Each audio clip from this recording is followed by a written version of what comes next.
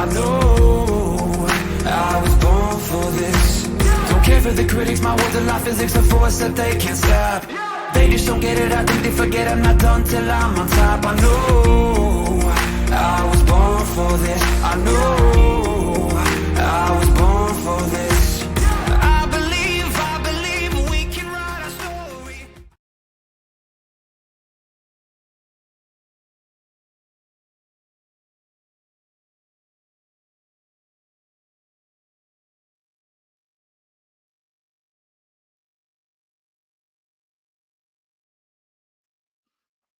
All right, ladies, I want you to suit up. I have my boy here today, my man. I first met this gentleman on board the USS Ashland LSD 48 in Sasebo, Japan. He was my executive officer at the time when I got there. He then went on to fleet up and become the commanding officer on board Ashland LSD 48. I got no one other than Mr. Steve Wasson. Steve, how you doing, brother? Doing absolutely fantastic out here in Northern Virginia. Just great to be with you on this Sunday afternoon. Looking Out forward there to it. in It's gonna be fantastic. It is, man. I'm so grateful you could be here with us today and take a few hours out of your time to talk to the people that listen into the podcast. And of course, we get the chance to catch up with one another as well, right? Which is Sure. awesome. All right. So, brother, let's start off with Steve. Refresh my memory because I know you're a big Oklahoma fan, like big time Oklahoma fan. Are you from Oklahoma originally, though? Yes, originally from Oklahoma. The first 6 years of my young life in Oklahoma. Parents are from there. Grandparents, all extended family still there. Actually, just visited some family there last April. But we moved to Sioux Falls, South Dakota, where I pretty much grew up. Usually several feet of snow during the wintertime. I was 10 years old before I realized the rest of the country down in California and Florida didn't have snow at Christmas time. So that was quite surprising to me at age 10, when I realized that after we were going to Disney World for Christmas, and it's Christmas Eve, and we're getting ready to go to Disney World, and wait, Dad, there's no snow here. What's going on? So Yeah. that was quite awakening that, hey, it's not every place has snow, but yeah, South Dakota. Moved to Cincinnati for high school. Dad's job there. Um, graduated in Cincinnati. The big thing about that is that was the graduated high school in '91, but 1988 and 1990, the Cincinnati Bengals were doing great, and so were the Reds. And the Bengals go to the Super Bowl, play some guy named Joe Montana and Jerry Rice, lose that one.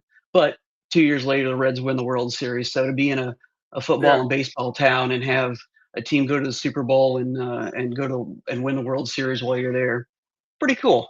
Pretty cool. In the Tampa Bay area as a recruiter when they won the Super Bowl. And then, of course, Tampa is currently going by the moniker of Title Town because they've just been collecting a lot of championships. And so a lot of, I think, the people in this area can relate to that. And then it brings a pride, I think, in the community when they see their professional sports teams do good. And so for you as a high school kid in Cincinnati, growing up South Dakota, now you're in Cincinnati, did you already have ideas for what you wanted to do after high school, or were you not sure? I was not sure, but what I thought I was going to do at that time in high school, um, I was taking. Now I've forgotten a lot of Spanish, but I was taking Spanish. I thought I would uh,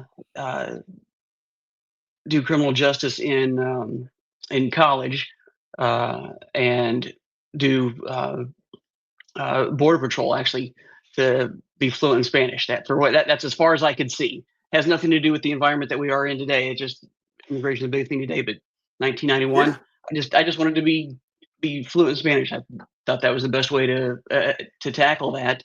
Clearly, it didn't happen Yeah. that way. Um, the longest story short of that is it took 5.5 years for me to graduate from college, 3 different universities and 4 different majors. But I stuck Man, with I it, want to. and yeah. Very interesting. So hold on, I want to hit that real quick. Your first college you went to, because again, you said multiple colleges.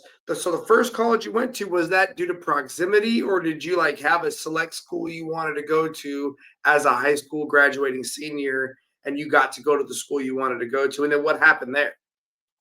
So both. So living in Cincinnati, and we had a great youth group program, and um, several students from there would go to Taylor University, which was just northeast of Indianapolis. So just about a 2.5 hour drive. Um, Okay. it was a small private Christian school. I know mom really wanted me to go there. I was kind of indifferent.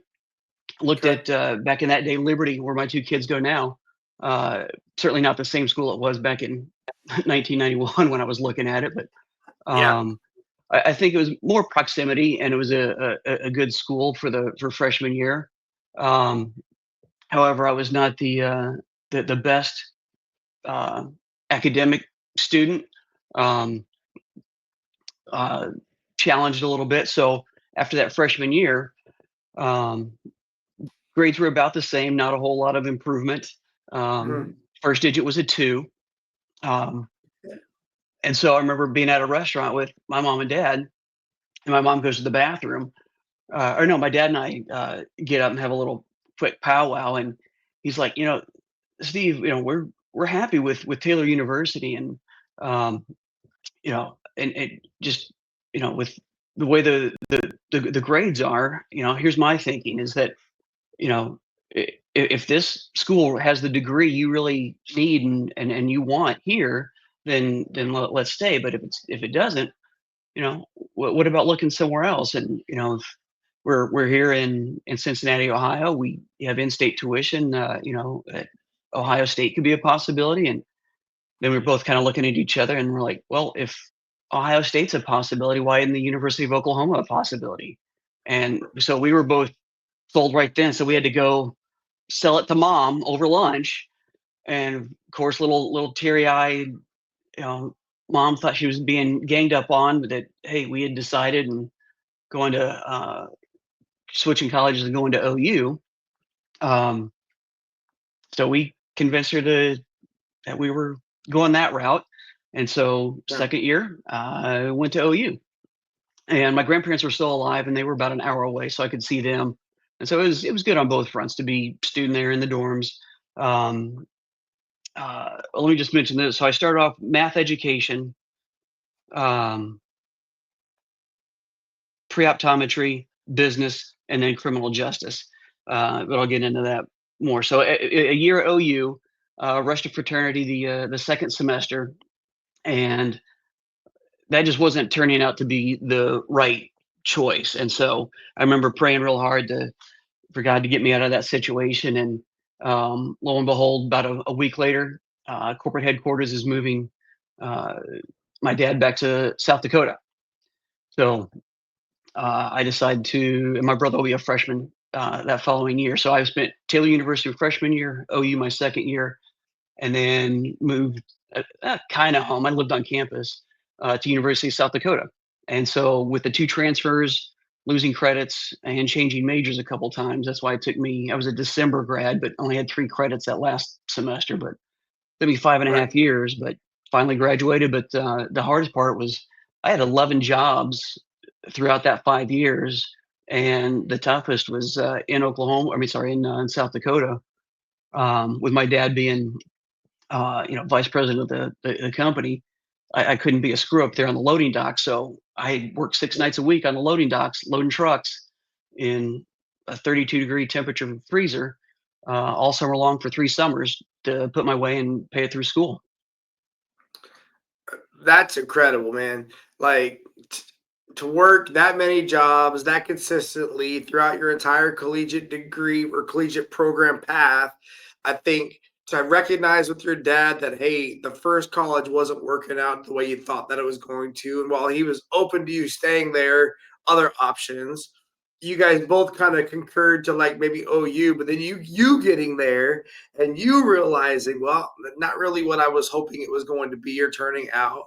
And then you get another rallying again, getting another opportunity, and then going up to school closer to home, but then also working a consistent job along the side. I'm not surprised it took the 5 years, but I believe that we give too much credit to time when it comes to accomplishment of goals. Right? We've got Mhm. this arbitrary timeline in our mind that we've got to get it done in a certain amount of time. And truthfully, some people can get a bachelor's degree done in 3 years, 2.5 years. Some people get it done in 4 or 5. For me, all my degrees from associates to bachelor's was 4 years at a time. So it takes what it Yeah. takes, but the journey is what matters. And it sounds like your journey was very good because you got a lot of touch points, you got a lot of experience, you got the chance to kind of learn some things along the way.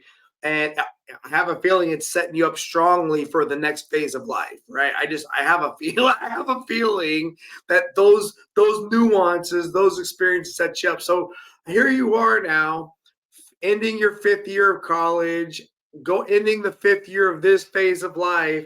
What makes you decide to consider possibly commissioning as an officer in the United States Armed Forces, let alone in the United States Navy? Well, that's the next step of this story. So that was December of '96, and I didn't come in until February of '99. So what did I do those 2.5 years? My two cousins were in Minneapolis, which is a 4-hour drive from Sioux Falls. So I moved up there, lived with one cousin, worked with the other, and I got my black belt in Taekwondo in 2 years up there. So I took class 5, 6 days a week, taking karate, and that was just a goal that I wanted to do. And without a Mhm. family, that was much easier to do by yourself. But I was working at a plumbing supply warehouse, making $1,000 a month, and so that's really where the rubber meet the road. When I got my black belt in November of '98, hey, you're 26 now, Steve. $1,000 a month, not going to make it for a family. So, Yeah. uh, what's COA two? Before I knew the word COA, um, and the military is something I looked at. Uh, Maybe while still in college, that was something my mom had mentioned is in passing. My dad did 4 years in '63 to '67. He was a CTT back in the day. Um, but that wasn't the reason to join. I mean, I heard a couple of stories, and um, the one time he said he went aboard a ship, it was on Liberty, and he was in Bermuda shorts and had a camera and took pictures. So that was his only time on a ship in the Navy. So Yeah. not a whole lot of sea stories from that, right? So Right. um, he wasn't the motivating factor. Hey, my dad did it. I'm going to go do it. It was more of, hey, I need to get serious with something, and I did like the order and rank structure of karate, and then the order and rank structure of what the military provides, and then the left and right boundaries. You keep going forward, and the only person slowing you down is you. Um, so I didn't know that it was going to end up being a full career like it is now at 26 and a half years. Um, Mhm. but I thought, well, let me give it sign up for the first 4 years and see how this goes. And since then, it was really several hiccups on the first one, but I had to realize that I wasn't an engineer. And when I got into combat and the CIC side of the house and learned the operations, I'm like, oh, this is where all the information. I like this, and it just shot off from there after the first demo tour. Okay. So was it hard for you to get into the Navy as an officer? I mean, was it like, hey, you just found the Navy officer recruiter and said, I got a degree, I've got this package, this information, and they just accepted you quickly? Or was it a hard process for you to actually get the commission? Well, before that, I even knew that there were recruiter games, and even my dad said, "Hey, no, you have a degree. You should be able to talk to an officer recruiter and go in as an officer." And Yeah. so, knowing that, I walked into the local one, and there was probably a second class, and talking it up and said, "Hey, I had a degree, looking to join that kind of thing." And he goes, "Hold on, I want my chief should be here," and wanted to talk to me. And then when he got there, took a quick little aptitude test and did well on that. And so they were liquored up, and I could tell the chief was really anxious about something. Just something, my spidey sense was going up that, hey, they're pushing hard for something here. They had a new recruit walk in, and he was, requesting permission to come aboard and leave and that kind of stuff. They were teaching him the ropes because he hadn't shipped out yet. And the discussion just had found a place to stop. And so I said, "Thank you for the time," left. I'm like, is that really how Dad said that was going to go down? Something's not right. They want me to enlist. And then they really weren't sure at the end of boot camp how to turn in an officer package and then do officer boot camp. Something just wasn't right. So I go back, mention that to my dad, and then I go flip through the phone book, back through the yellow pages or whatever it was back then, if you remember those, and called the recruiting office and said, it pretended to be my dad, and said, "Hey, my son just graduated, has a degree, need a number to an officer recruiter." So they gave me the number to the one a little bit more downtown Minnesota in St. Paul, to that MEPS one, and it was some lieutenant commander that answered the phone and talked with him, and he asked me to come on in. And so I went through the process, filling out all the paperwork and doing 3 references, 3 people that knew you here, all that on the typed up and all that rigmarole. Still getting phone calls from the enlisted recruiter say, "Yeah, we talked to Lieutenant Commander Parker, and he said he wants you to go ahead and enlist on our side, so we can get the number for that, and then we'll process you over, outside of boot camp." I'm like, just thanks. I'm in over here. I've got the paperwork. I'm just think I'm gonna finish right over here. And and so I looking back at it now, the enlisted recruiter, they wanted the number for the recruit to go in. And even during OCS, I saw a couple of people that had shifted over from enlisted boot camp. Their paperwork went through, and then they joined 3 weeks into officer boot camp. So I'm like, well, I did it right. I said, "No, hold on, let me go verify." And so did the paperwork, OCS. How many people have we met though throughout our careers that was like undesignated, and you're like, "You have a degree?" They're like, "Yeah, I got 99 on the ASVAB." "How the heck are you undesignated?" "Oh, well, I failed out of this school, or I didn't do this thing the right way." And look, I was a recruiter once upon a time. I know you were. I try not to throw too much dirt on their names, but I will tell you, I agree. If it was any of my high school students that were serious about going into the officer programs and they had legitimate like opportunities, like solid packages, getting them to the right person for the correct information at first, in my opinion, is the priority. Right. And so good on you for having your spidey, trust in your gut, right? Trust in your instincts. That's not the right time. It's not the right place. You guys are not the decision makers I'm looking for. And having to leverage the perception of a parent who's not the applicant. So they're not trying to sell the parent, right, to get to the right person. I think it's sad, but sometimes that's what you have to do, right? I mean, to this day, I lend my name to people all the time. Like, feel free to tell them Master Chief sent. Like, go ahead. Because if that's going to help you get through the drama faster, feel free. Just don't use it in vain, right? And give me a heads up later that you threw my name down, right? No problem. So you get to knife and fork school, because that's where I would imagine you would go first as a newly commissioned officer, right? You would go to OCS, knife and fork school. Is that in Pensacola? Two different things. The LDO's got the knife and fork school. Kind of out of that one. We had it was 13 weeks of straight boot camp. I'm going to say a notch under Marine enlisted boot camp. I had a buddy of mine that was an enlisted Marine and then was a SWO officer on the same ship after I got there, and who had been through both enlisted Marine and then SWO or Navy officer.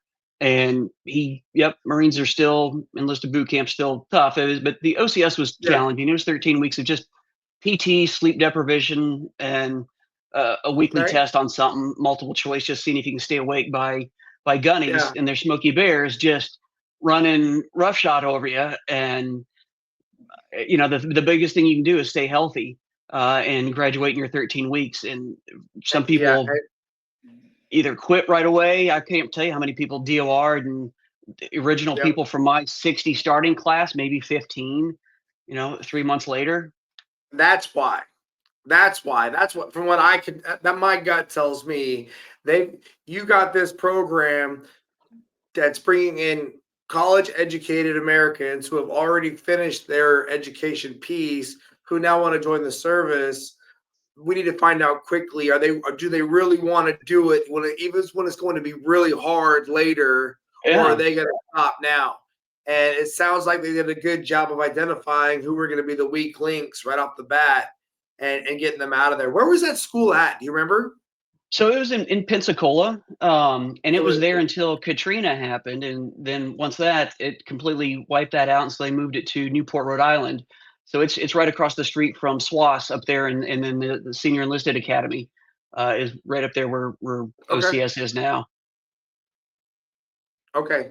And so you go through this 13-week orientation boot camp, if you will. You see the attrition rate of the people that were theoretically your peers, and you're not dropping. You're not quitting. Do you think No. that was it because of, you think, the way your parents raised you? Do you think it was the discipline you would learn through the martial arts? Do you think it was just you were so resolved, like, this is what I'm going to do, and this is a no-fail mission? Like, or was it a conglomerate of all of those things? Some of all of it, but I just tried to put it in a bigger context that this was not the first OCS class. I'm not the first person to go through this. Thousands of people have gone through it, so there has to be a light on the end of this. And once I realized that they were on your, I knew safety was going to be big. I knew I really wouldn't worry about taken to the back room and pummeled for some reason for Yeah. hazing. I Yeah. didn't have that fear, but I knew we Yeah. would run and do PT. I just man, would they let us catch our breath, get water, stay hydrated?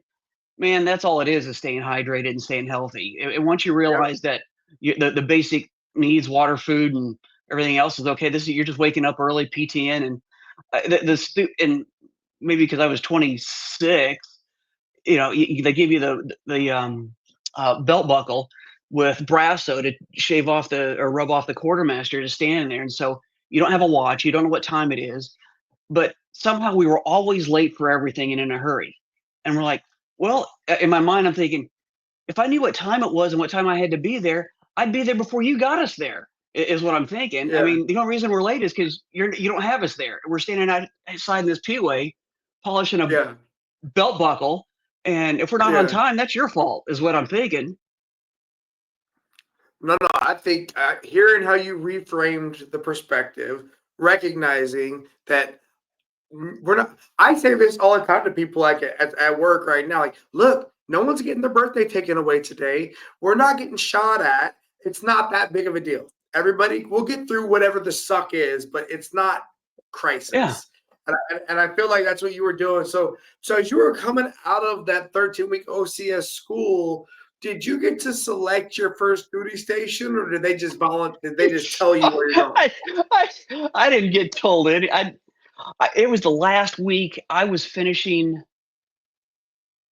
Well, I stayed there. I knew I had to do engineering. I had to go through steam plant engineering there at SWAS. So it was getting to the tail end of that, and I didn't have a ship yet. And even the CO of the base, as we were getting ready to go through graduation for that, he goes, "I know there's a few of you still waiting on orders. I know Ensign Wasson, you're out there. We're working with PERS on your set of orders." Great. Didn't know what set of orders were at that time, so I really wasn't concerned. Didn't know where I was going. Yeah. So they were working on it. And yeah. where did you get your first set of orders to? LPD 12 Shreveport, met him on deployment. There was another LPD person 12? in my class going to the same ship. and so we were kind of ensign mates there. She was an academy grad and knew more of the lingo than I did. I just went through the class and learning the basic DC stuff, like 6-inch butt Yep. thickness and rolling on the floor laughing. And Yeah. I had to get to the ship to figure out what all that meant. But yeah, flew the day before Christmas. They call. I thought I was going to be at home for Christmas. I get a call. Yep, your flight leaves on December 24th. You got to leave out of or get to Rhode Island. So get in the car. I bought a car afterwards. Figured, since I knew I had needed a car now. Drove up to Rhode Island. She lived in Pennsylvania, so I picked her up along the way because we were going to be on the same flight, headed to the same ship, and flew into Malta day after Christmas and spent 1999 partying in the new year for 2000 in Malta. Right. I mean, hey, So, that's not a Didn't know bad any deal. didn't know any of the other JOs, so it was me, Chaps, and her. That was great. Hey, but you're in Malta, right? I mean, you went from being a guy that finishes up 5 years of college, get your black belt in martial arts, and now you're in Malta, right? As a commissioned officer in the Navy. I was kind of listening as I was listening to your story. I was thinking to myself, like, Steve kind of sounds like the undesignated of the officer community, right? Like, Yeah. yes, I'm an officer, but I got the crash course in like Navy lingo, and now I'm about to go be whatever division officer, and they're gonna all expect me to know all these Navy things, and I'm not gonna know none of it, and I gotta fake it till I make it, man. Right? Yep. And here I am in Malta, and when you say Shreveport, is that an Austin class LPD? Yep. Austin class in engineering. So DFT, I steam get it. cycle, Yeah, draw me the trace of water. Yeah. I get it. I was on USS Ogden LPD 5, so I decommissioned that ship, so I know the platform pretty well. And so you get there, and you're an MP division officer. You're a main propulsion divo. Worse, ADIV. Auxiliaries. The hydraulics, the B&A crane, the small boats, the stern gate, Yeah. the emergency diesel generators. Look, A-Gang is the unsung heroes of the engineering department. Oh, Let's be honest, right? for sure. I did a podcast the other day with a buddy of mine who's an electrician, and we were talking about the amount of real estate an electrician has, like on an LHA or an LHD, Oh my gosh. right? And I said, closely to follow behind or auxiliaries division that also has a whole bunch of real estate and a whole bunch of stuff to worry about. And then, oh, by the way, whenever their stuff doesn't work, it's like holding up a whole major shipboard evolution. The stern gate doesn't work. What the heck? OXO! Yeah. Now, the stern gate's got to go down. You got to go down to aft steering. I mean, I don't know. Can't tell you how many. I mean, going to aft steering is cool the first time. Doing steering checks every time after that, no, that sucks. Yeah. And it's so low down there. And you're a taller person, right? Yeah. No. People like me are built for engineering, right? I'm short. I can turn the wrench. I'm strong enough to turn the wrench, and I'm not hitting the hand wheels, right? So you're the divo though. So you have an OXO above you, or are you the OXO? Me. Guy that knows nothing about engineering. This is the inline spec on the rotogirder, and it got cat-like reflexes over here, and we're gonna turn this and go roundy, and AC and R-Tech here, both there. I just felt like taking a ticket every morning, waiting outside the log room, and run into wherever the fire was for the day. That's what it felt like. Felt like you couldn't get ahead because you were always plugging something that busted, leaked. Oh, then the hydraulic, all the orange piping somewhere. Sometimes that just decided to leak for the day, and you're chasing that and then putting more hydraulic fluid in the system. So, and not to mention like the ballast stations, right, and the deballasting air compressors. Yeah, I just what a whirlwind. Yeah. I was just treading water, and then late to the game, getting because we ran aground in February. So I'd been there less than 60 days, and we run aground in the Suez Canal. Oh no! And so we are towed to Haifa, Israel, and were dry docked for 3 weeks to get a new shaft and new propeller. The starboard propeller was bent, I mean, the shaft was bent, and then 3 blades on the propeller were curved 90 degrees. So that put a big dark shadow on us for the next 6 months. We were back. Yeah. We limped back to Norfolk, and then in dry dock more there. So any training for this guy to get pin and qualified and anything just kind of stopped until we got out of that. So that ate up half of my Divo tour. So then I was in a That's sprint and trying to get a SWO pin before I left the ship. Man, what was I can only imagine what that feeling was like in the wardroom after that casualty. Because as a SWO, as a ship driver, that's such a big deal to run aground, unfortunately. And I don't know the behind the scenes as to what happened, but I can That was a stupid imagine there reason. was for a stupid reason. Is that what you said? Yeah, we were making good time through the Suez, and the Shreveport had held the record for the shortest time through the Suez. And so the captain, as we were in the Great Bitter Lake waiting for the southbound to go before northbound weighs anchor and takes off, he wanted to get around 2 container ships. And the Egyptian pilot said, "Oh, this is good water, good water. You can go around the buoy here." And so we went around the buoy. Boom, bow of the ship gets up on a sandbars. We're taking in a lot of stuff. The plant stays on. It was about to go down, but they saved the plant. We back up, and then that's where we hit ground the second time, and that's what bent the shaft and bent the propeller. And so we stayed stuck there until tugs take us out, and we lock the down on aft steering to what we think rudders of midships, but we don't until we look at it. It's actually 7 degrees to port is what they're locked at, but we didn't realize that. So we're getting towed out. We snap lines up with the forward tug, and the bow hits the embankment for the third grounding. So it was we didn't have to do any of that. Wow, what a So he was literally, what a relieved. crash. It was ding ding ding ding, captain departing, ding ding ding ding, captain arriving. Yeah. Damn. And here you are, fresh faced Ensign Wasson. Is this normal? Yeah. Where's your SWO pin? You're like, ah. Yeah. Oh Yeah. man. So how long do you end up on board the Shreveport total time? Is that 24 months? 24 months there. So you do that first deployment, you come back like you said, you do a healing yard period. Do you deploy again on board that ship? We do. We go back to the same area through the Suez. So I'm seeing everything for the second time and getting real familiar with it, and leave 3 months into that deployment because it was on the same 2-year calendar.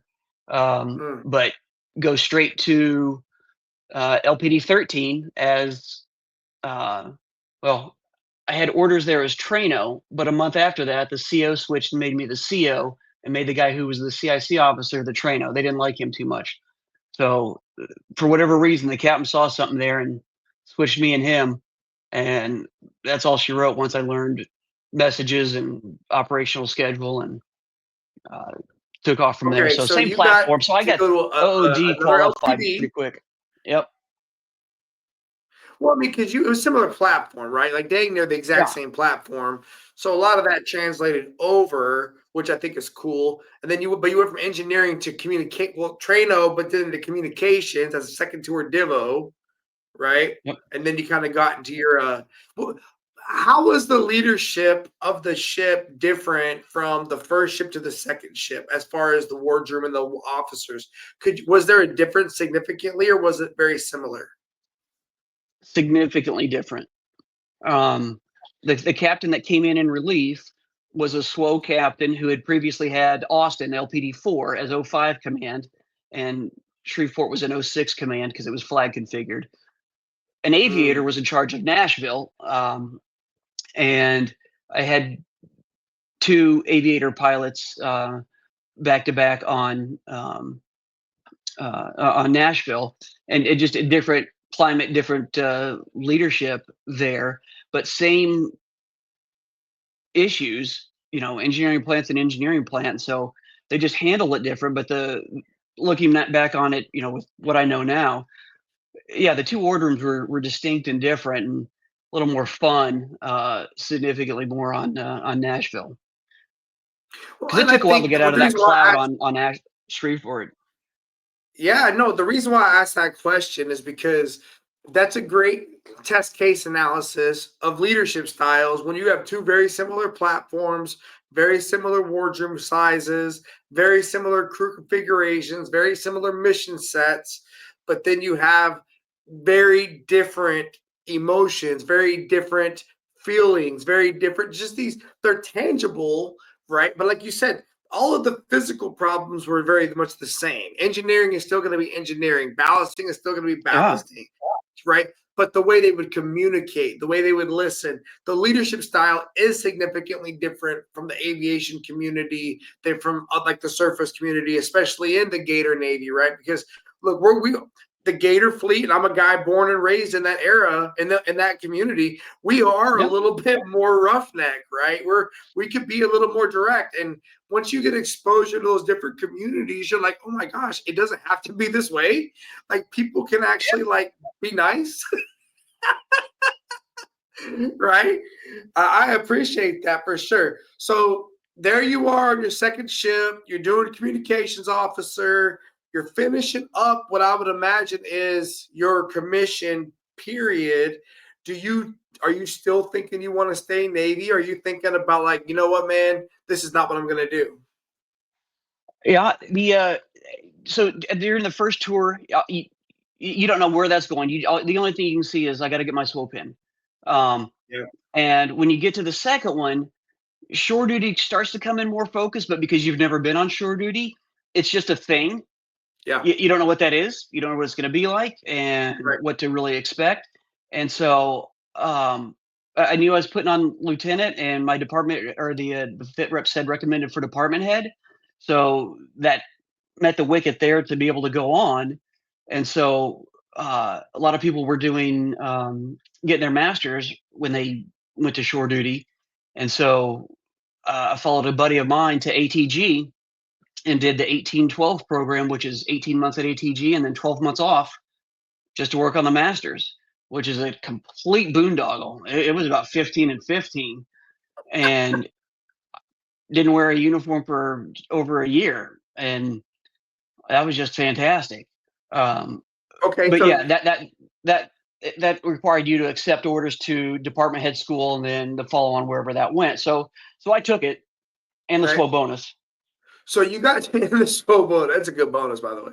So you get to go to a float training group, and you're a training liaison officer, ATG Norfolk. And I think, having been also an ATG alumni, one of my favorite reasons I loved my time at ATG was I got the chance to go on a bunch of different ships and see a bunch Yeah. of different ways to get it done, right? Like, and I got to see what was really happening in the fleet, not just what everyone's always telling me, or not. I would always look in the mirror and be like, I'm just not good enough, man. Like, I feel like we should be doing better. I get to ATG, and I remember thinking, like, these ships they suck. I mean, it's not that bad, right? And then you realize, no, give some grace. It's not easy. And there is a realistic perspective that everyone needs to have in order to find success, right? And then I think once the bar was relatively fair, I was a better trainer. I was a better assessor. When I got back to the ship, I was a better leader because I wasn't striving for this line that was never achieved by anybody, right? It was just unrealistic. Does that sound similar to you as you were going through your time as a TLO and getting to see? And did you just ride amphibs, or were you riding all kinds of ships? We could do it all except for carriers. Okay. That was a different beast. But big decks, I got to do Donald Cook, a couple of DDGs, and to see how they did everything.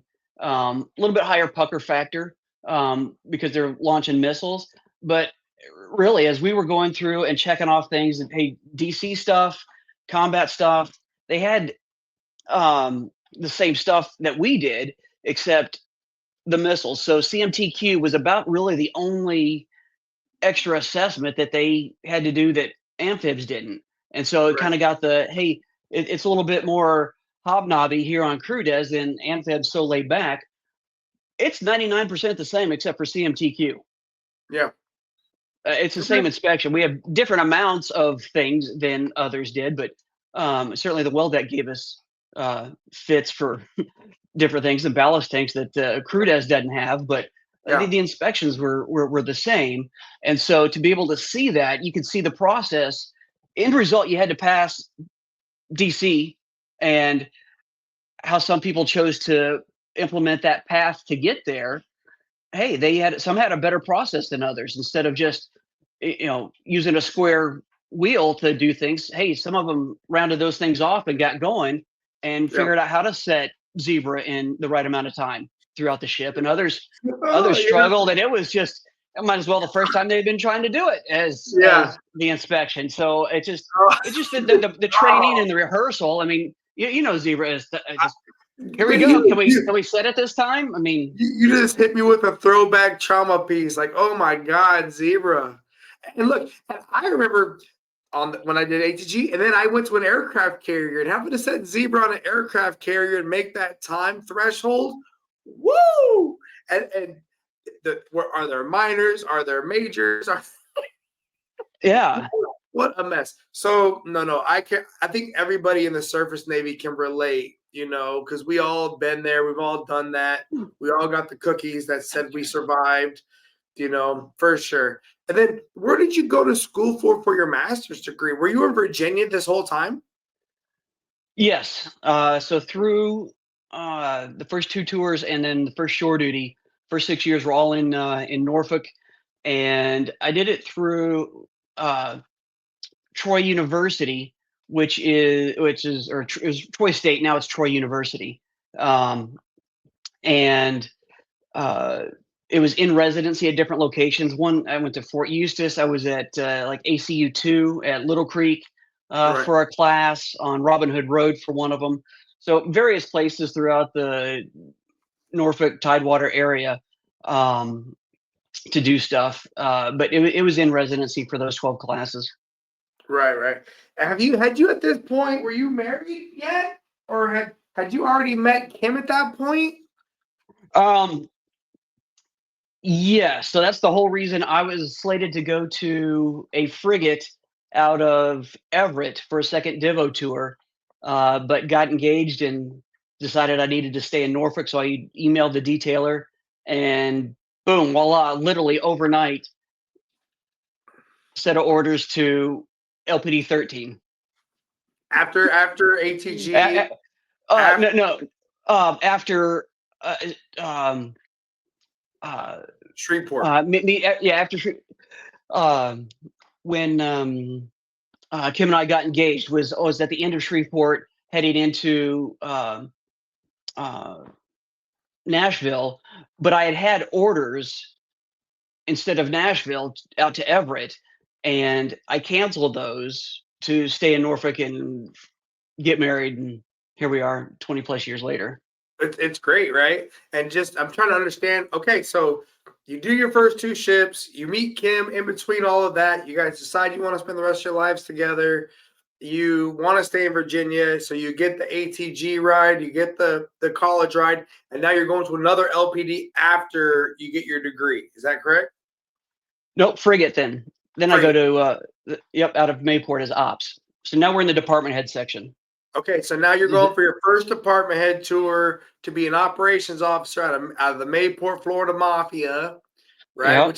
That's not a bad gig, right?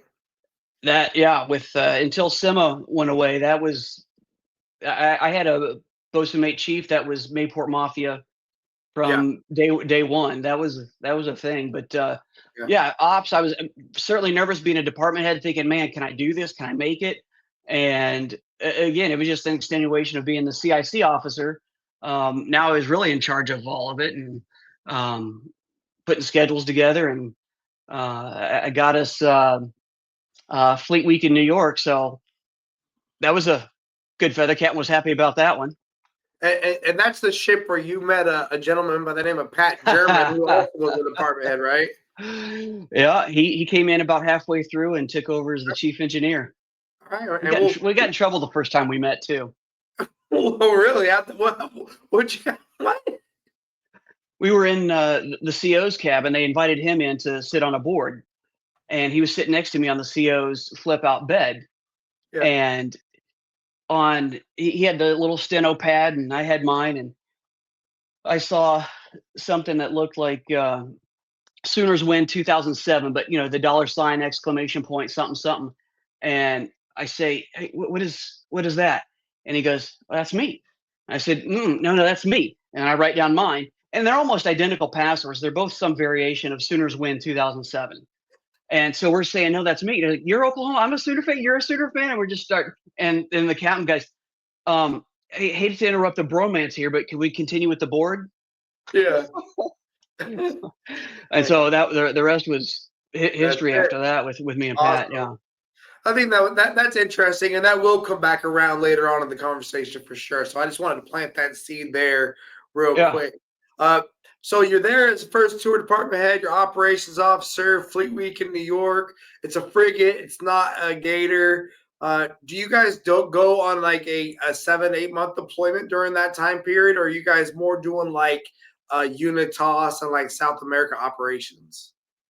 We did CNT, counter narco terrorism ops. So we went through the Panama and Alone and Unafraid, and chased ellipses and drug running boats. And actually, we did get one bust. I'm going to say 20 something bales of white powder substance that the law enforcement debt we took over and turned it back in when we got into stateside, and got the Coast Guard Special Operations something or other ribbon for that. So that was it. Yeah, but typically the Unitas or CNT ops is what you're going to do on, and ours was dedicated to doing CNT ops. And were you standing like TAO and stuff like that as well? 3-section TAO. So, yeah, so how was that being back on the ship, not standing watch on the bridge, but standing watch as a department head and TAO? How much of a different experience was that from your first two ships? Extremely different, because I was used to looking out the window and making the decision where to go. Right.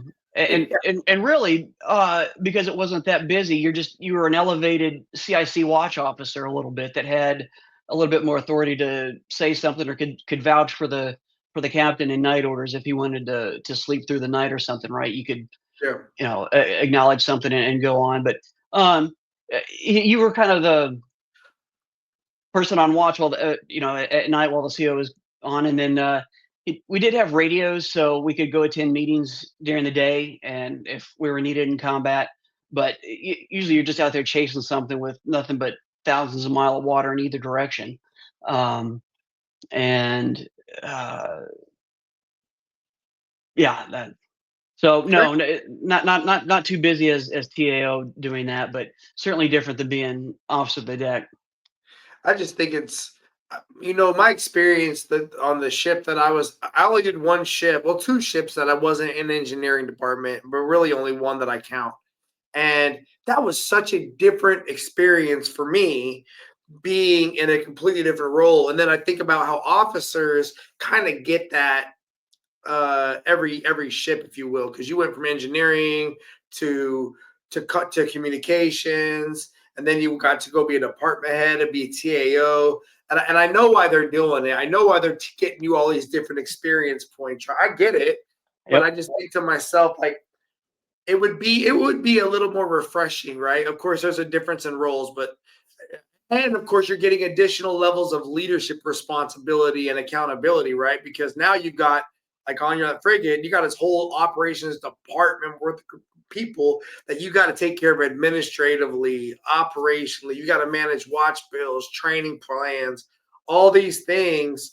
Were you enjoying that part of the job as much, or what was your favorite part of being a naval officer at this point in your career? Did you know yet what you liked the most yet? Like, was leading people? Was it watch standing? Was it critical thinking? Was it At that level, being getting up to a senior level, 8 years in, senior lieutenant, a couple more years and then put on 04. Just being trusted to have not only that many divisions, because on a frigate, you had deck division. So I had to take on the bosun mate role there, and forecastle and fantail and painting and preservation and all of that. And then everything is a step up in the leadership role. So for me, being ops, being able to plan stuff and knowing where things are, and how to get there, I enjoyed that part of it at that point, probably the most. That, hey, they're relying on me to do this ship schedule and get us to where we're going. And then with all the fit reps, you're certainly kind of in the more admin role at that point, because I had the admin officer who worked for me. So I was in touch with the whole admin and fit rep side and award side and processing stuff. So it was really teaching, or laying the groundwork for, hey, as you move up in this and you increase responsibility, you're going to have more things under your purview, and you have to be able to spin all these plates, and you can't let anything fall off. So that's what that one was teaching me at that point. And that first one was one, I had to get comfortable with, hey, what's my role and responsibility here as ops? Yeah. And that kind of that first 30, 60, 90 days is you're, okay, the plates are, I've seen everything. Now we're starting to repeat. And this is my first time at department head meetings.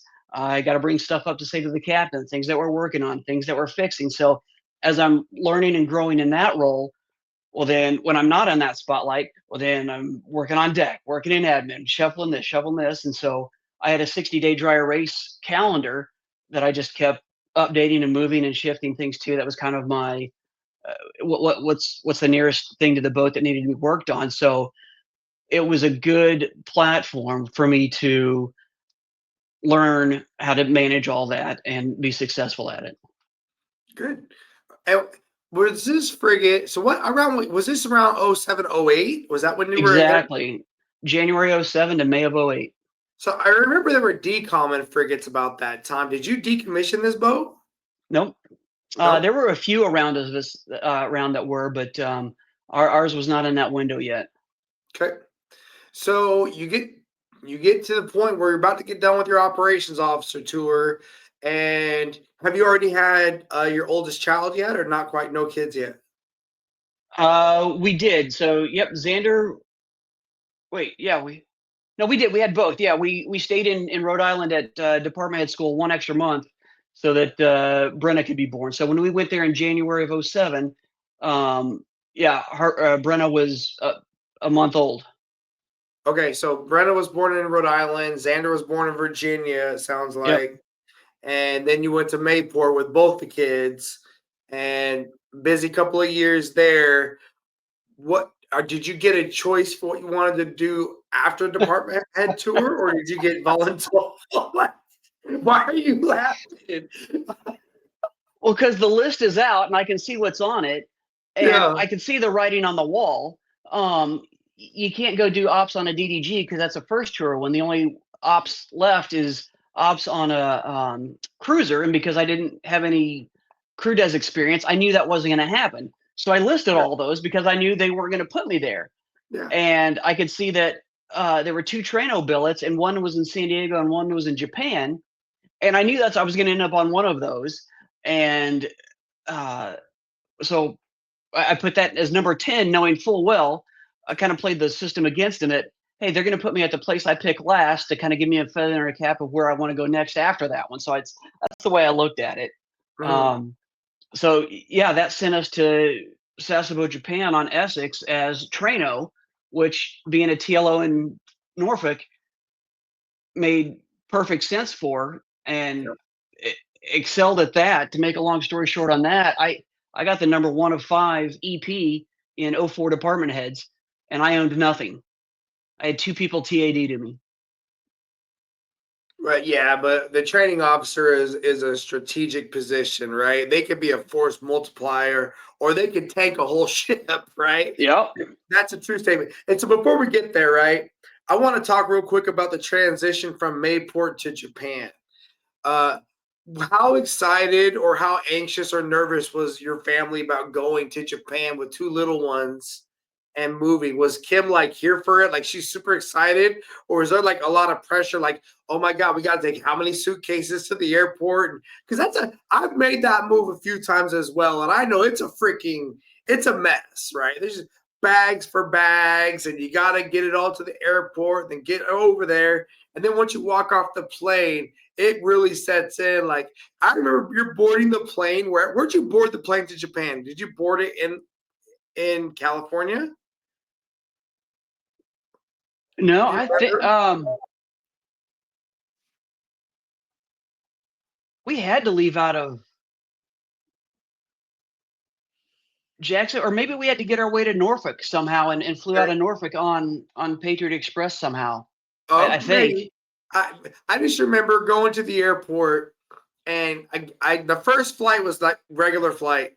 Then the flight for Japan, my first time I get on it, and I start thinking, there's a lot of Japanese people on this plane. Right? Because as an American, I had never been in that situation yet where I really, I mean, was in a place that was so not American, right? I mean, Yeah. port visits, I guess, but when I walked off that airplane, Dorothy, we are not in Kansas anymore. Like I knew, wow, this place is different than anywhere I've ever been in my life, and I'm gonna live here. Like that's incredible, right? Do you remember that 100%. feeling walking off the plane in Fukuoka the first time? And Yeah. Or just switching planes in Narita to get yeah, to Fook. Um, yeah, you're just well, Dorothy, we're not in Kansas anymore, and right? you're Um, tired. There's the time change. There's when you got to Fook, what did I mean? Here you are coming as a lieutenant commander or second tour department head. Did you have sponsors that met you at the airport to help you and your family, or did you have to do it all yourself? Get all your gear on the bus and just ride the bus down to the base? we so the ship was out, and if I remember this right, I'd probably have to double check with Kim, but our my sponsor was female, so her husband was at home. He came and picked us up, and he rented the white minivan Yeah. or cargo van and drove up there, and he picked us up and So brought the us ship back was and checked underway us when in. you got there. Yeah, so I had like almost 2 weeks of living in the Navy Lodge, doing the walk of shame over to the commissary and the exchange, pushing Yeah. the cart back with water. Like, oh, that sucks. They don't have a car yet. Yeah. And the Navy Lodge in Sasebo is all the way at the end of the basin, right? Yeah, I mean, that's why everybody parks their cars for sale, like right there at the Navy Lodge, so you can just catch the newly arrived people. Like, hey, you want to buy a car? Hey, you want to buy? And of course, your yeah. steering wheel is on the opposing side of the vehicle, so that's another nuance to it. Okay, so how long how long were you there before you guys got put into housing? Do you remember? Almost right away. Out in Hario, we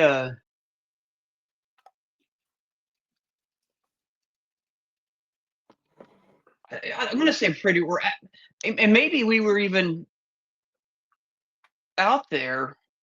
Well, or maybe I was on the ship. The ship was only gone for a couple more weeks and then came back. But I had You to know go out what? and meet it, check in. I think back in those days, though, base housing was actually a lot more open because a lot of people were choosing to live out in town. And I remember that's why they changed the rules that made everybody have to live on base. And you had to almost fight for the right to live out in town because there was a period because OHA was a lot of money and you got to pocket the leftover money over Yeah. your bills, right? And so I remember uh, when I was on GW 10 to 13, which is about the timeline you probably would have hit your ship Essex. There was that whole everybody they made everybody come back to the base essentially. So there might have been a time when you got there, you might have beat that rush and just got right in. And Yeah. then, of course, officers, you're going to have a higher opportunity to get in the house. Are you guys in a tower or were you in a townhouse? Do you remember? You remember? We were in a townhome, and our backyard directly backed up to the Hario ballpark. Oh, that's So beautiful. yeah, not the exchange and the school side, but the opposite Yeah, side. awesome. So our backyard, we could look out and see kids playing, and then we could just walk Xander and Brenna across the street, and away we went. So your time on board the Essex, that was a great time for you. Sounds like Loved work it. was going good, family was in a solid place. I know Sasebo is a great place to live, so that sounds like a sweet spot in your career right there, right? 100%. Awesome. So after that tour, after that opportunity, you do such a great job. It's a great second tour department head, principal department head tour, very high ratings. What makes you decide? 'Cause I know you go from there to Okinawa. Is that correct? Hmm. Right, and that's where you go down to be the flag secretary at the staff. Yep. Did you want to do that? Did you want to go to Okinawa next? We did, more so because of the ship pulled in, and we loved the port visit there. And I was like, Kim, we got to find a way to get here. And Kim's the reason that we got orders there. At the CB ball, the girls went stag. The ship was out, but Admiral Landau was there, and the CO's wife of the Essex, Miss Kate Kennedy, said, "Hey, let me introduce you." And so part of Admiral Landau's spiel is always asking, "Hey, what does your husband do?" And he was completely caught off guard with Kim's response when he asked her that, "What does your husband do?" And Kim's like, "Well, hopefully he's going to come work for you." Wait, what? Who's your Yeah. husband? He's the trainer on Essex, and he had his aide write that down, and so he had to go back and look that up. So then when we dropped the nomination package, that hey, the command or Essex thought it would be a good fit, and the detailer said, "Yeah, you can certainly do that. We'll put in a nomination package," which just means it prints out your bio stuff and sends it up. And now having been through that, I mean, that's easy process. So yeah, essentially Kim put my name in the hat there, and nobody volunteers to go do that in Okinawa at White Beach. And Yeah. so by having somebody that wants to do it, and with a recommendation from somebody from Sasebo going there, and is recommended for command in the fit reps, it was no brainer and worked out to be fantastic. So yeah, we hop a 4-hour flight, and or about 4-hour flight. No, it's not a 4-hour flight to Okinawa, but 400 miles. It's 400 miles, just about an Yeah. hour trip to Yeah. Okinawa. And yeah, so flag sec. Well, I think for everyone that's listening to the sound of our voices, what you need to understand is that the admiral that lives in Okinawa is the one that's responsible for the ships in Sasebo. And you got the minesweepers, you got the amphibious ships, you got the ACU. And so I see the benefit, and not only in him recognizing that there's a spouse that wants to be a part of my team, which helps tremendously, right? Because the wives they help keep everything copacetic at home. But number two, I got this, person coming off a very successful department head tour on board an amphib who speaks amphib fluently and now knows the Sasebo waterfront.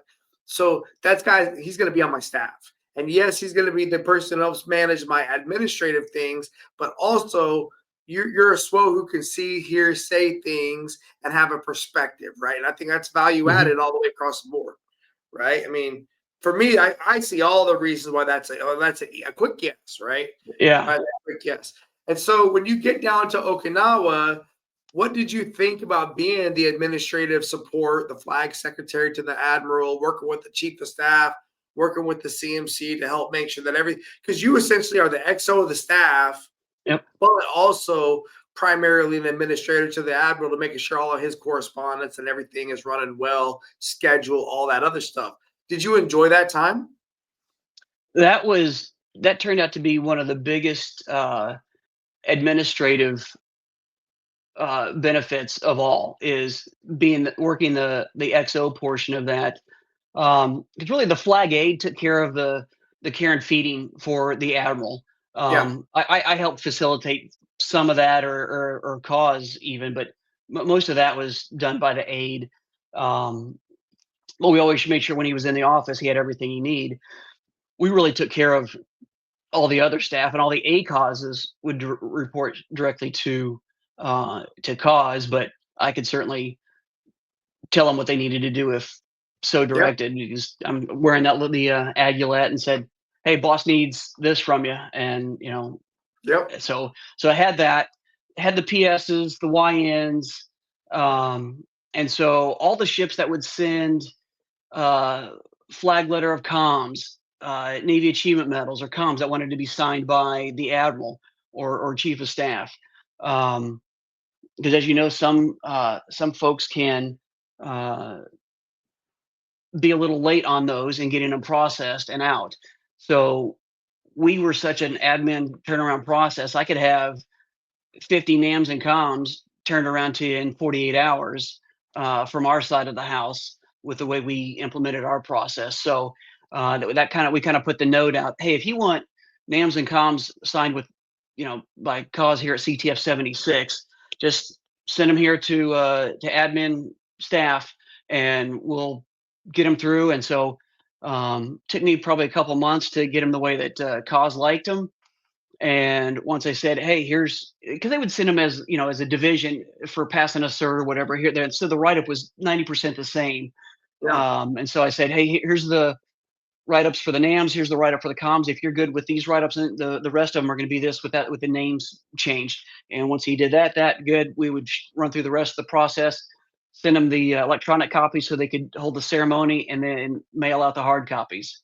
And so we just had a fast turnaround process because we just jumped on it and streamlined the process. So admin wise, I got a lot, and then fit reps for all the fleets and the COs of the '05 and '06 commands all came through me. I had to hand jam them and get them ready for cause and admiral signature. So um, a lot of prep work to be, what would to take into command, later on is Yeah. that admin of 18 months of just admin work. So did you, as you were wrapping up your Trano tour, had you already made up your mind? Were you hopeful that you were going to get screened for command? Were you like, were you that guy that was like, oh my God, like I want to be a commanding officer, or were you not sure if you wanted to take on that level of role later? Um, the question that, or it was really that the possibility was there. I never questioned the am I ready for it to do it. It was it was always about the wickets. Did you have the right wickets to be selected for it? It was about being selected. And so Mhm. really that was my only worry. Did I have the fit reps recommended for command? And so as Trano, leaving there with number one of five, and that with the recommendation for command, because that's kind of when that came out, is that, hey, PERS now wants you to put it in there from the get-go. Once you check on board, if it's ever removed, that's the message to the board that they don't want you. So now it's always in there. And Yeah. then the flag sec job, I was number one of X there, just as flag sec and Right. across all designators, and recommended for command by the admiral there. So I knew the fit reps were in line. Now it was up to the board. So once I got to shore duty after that, I'll tell you that one as we get to that. Yeah, let's go there, man. So you're wrapping up flag second Okinawa. What, and that's not shore duty, it sounds like. So what is shore duty then? DC Pentagon tour.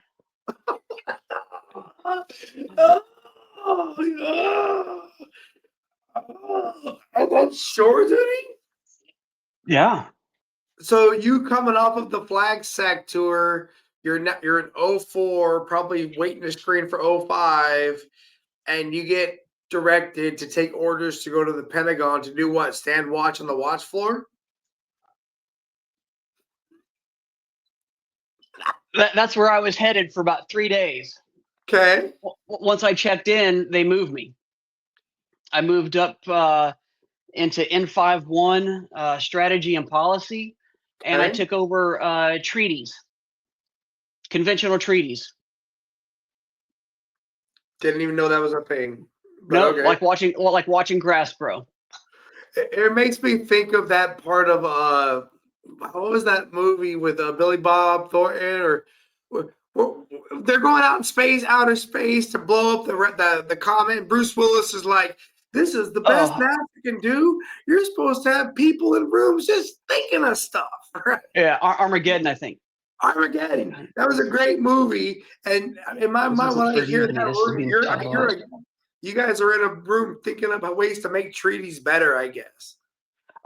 Really, just to sign 6-month continuation memorandums of agreement. Okay, so I mean, I guess for shore duty, then it sounds like it's not an unreasonable shore duty. It's you just get to learn how to be in the Pentagon and work in those halls. Yes, that was the whole reason of that job. Is as an 04, you're not a critical cog. You're an action officer, so you are putting you have some action items, and you're typing away, hand jamming some stuff as they come through. Okay.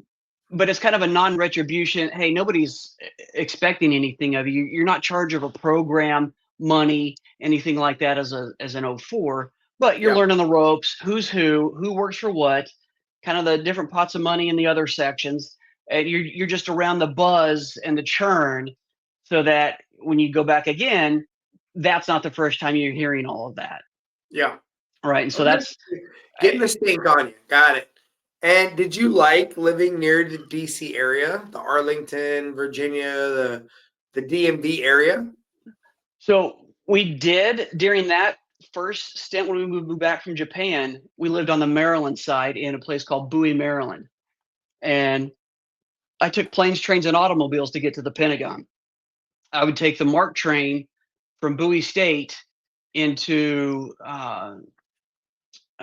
Union Station to catch the Red Line. So I'd get off an Amtrak train, go down the escalator, get on the metro, and a couple stops over to from on the red over to the yellow, then down to the Pentagon, and then reverse it for daytime. So I did that for 2 years before we bought the house where we're at now. And if I went to the Pentagon from here, it'd be one stop on the blue line, but Okay. that didn't happen. And that was a 3-year tour for shore duty? Two different locations. I had one more year of slough. And so because I had also screened for acquisitions professional, I was able to go to the Navy Yard after my 2 years in the Pentagon and did 1 year in acquisitions before heading off to SWAS and the XOCO pipeline. Okay, so did you submit to become an acquisitions professional? You're selected based on your fit reps. When you go through, they select you for everything that you're optionable for. And so, Okay. yeah, So when I you get screened selected for that, yep. but then you find out you get screened for XOCO fleet up as well. While I was at the Pentagon, yep. Okay. Did you have any choice or did you have any inputs as to what boat you might get sent to for XOCO? Oh, I told them exactly, and they couldn't believe it. Me too. What I never forget when I got selected for CMC. So I'm literally up at senior enlisted school, DCCM. I get selected for CMC, which is I don't leave for like 6 months, and I get a phone call. And actually, I'm in class. They come get me out of class. Say, "Hey, there's this admiral on the phone. He wants to talk to you." I'm like, "What? What? That doesn't even make sense." And I go get on the phone. And I was like, "Hey, it's Master Wise." And he's like, "Hey, Master, this Admiral suckity suck, whatever." And I was like, "Hey, sir." He's like, "Master Chief, I understand you've been selected for the CMC program and you have Japan background and experience. And I've got a DDG leaving for Japan out of Norfolk, where you're currently at, in like 3 months. And I need you to be the Master Chief that takes it to Japan." And I was like, "No. No, I appreciate the phone call, sir, but that's not the opportunity for me. I want a gator in Sasebo." Like, he was like, "Really?" I was like, "Yes." Yeah. I was like, "Yes, I appreciate the phone call. I don't know who put my name in your mouth. I don't know who gave you the inside scoop, because I had that job come my way, and I said no. I got a phone call the night before the the CMC results came out. A CMC said, Gary, you're going to make CMC tomorrow. I need you to come to this aviation squadron in Oceana and do this aviation squadron. And I was like, no, I'm going to Sasebo to an amphib, right? And so I have those two things happen, and I turn both of them down. So once the results come out, we're supposed to call the detailer. I call the detailer up, and I say, hey, man, Gary Wise, blah, blah, blah. He's like, all right, man, where do you think you're going to go? I said, I want to go to a Sasebo, any ship starting with an L. He was like, oh, my God, I love you. He was like, oh, my God, I love you so much. I got two. I got Ashland, and I think it was Germantown. Which one would you like? And I was like, I don't care. Ashland, right? I don't know anything. And Yeah. so then he was like, done, like you're in there. And then I remember I get off the phone, look it up, and the CMC at the time, Bronder, him and I, the CMC on Ashland and I had literally walked off the George Washington together, right? We walked off the ship together. We had been senior chiefs on GW. We'd made master chief on GW together. He walked off the ship. He left and went to Ashland. I went to SWAS Norfolk to teach damage control assistant, senior listed damage control school, right? But he was the CMC. So I was like, oh, done. Message him. I'm like, hey, Steve, dude, I'm coming to be your relief on board Ashland. And he's like, awesome. That's great. You're going to love it. And then 5 minutes later, he's like, CO knows you too. And I was like, he was a department head when I was at ATG, and he had been a chief engineer. So I was like, all right, God, this is a good idea. So I guess I share that with you because when you got your opportunity, I bet when you asked them you wanted to go to an amphib at Sasebo is probably what you were communicating. Yeah. Were they just like done, like super easy? He was. So I kind of saved that because the detailers were coming through the National Capital Region and we're stopping there. And so my detailer was actually coming through. Yeah. And so I was able to tell him, hey, can you put me down for an amphib out of Sasebo? And he was writing something. He stopped. He looked up and goes, Steve, nobody asks for that. Yeah. And then he looks at his little laptop and he goes, well, I just slated a couple weeks ago this one guy. I'll put you right behind him. He's at PERS now. I know him. He's a good guy. His name's Dan Dewin. But I'll pencil you in for right behind that. And so I knew 2.5 years ahead of time, okay, going to Ashland. Nice. In 2012, and didn't get there until, April of 15. I didn't have that. I was going to be there like in 5 months or whatever it was, but I get it. So when you got to Ashland, so you're leaving the Pentagon, because that's where you go. You go from the Pentagon to SWAS Norfolk or SWAS Rhode Island, right? For school. Well, the 1 year in at the Navy Yard for acquisitions, and then up to SWAS to the XOCO pipeline. And how long is that? That was September of 14 through April of 15.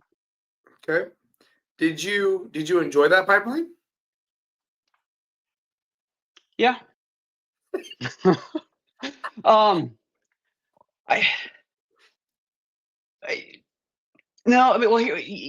I mean, there was good information, and I knew what it was for. There was some rigmaroles, but having done it through 6 months of Divo school, obviously the training's different, and then 6 months for department head school, and now 6 months for XOCO. I get it. There's some redo, but it's new stuff, new material, and things that have changed and stuff. But you still got to do rules of the road, do the simulators, and I guess the only part that's frustrating is, hey, while you're here, get out, see Newport. It's a fantastic place, and no, man, I'm the one that in there studying for everything for the exams, and you don't want to have to fail and do a retake, so that doesn't look good. So I was always one of the ones back studying just to make sure I didn't fail anything. So it is good for information, and you're meeting the other guys. I met one other good amphib dude that was going to the Oak Hill, a guy named Nakia Cooper.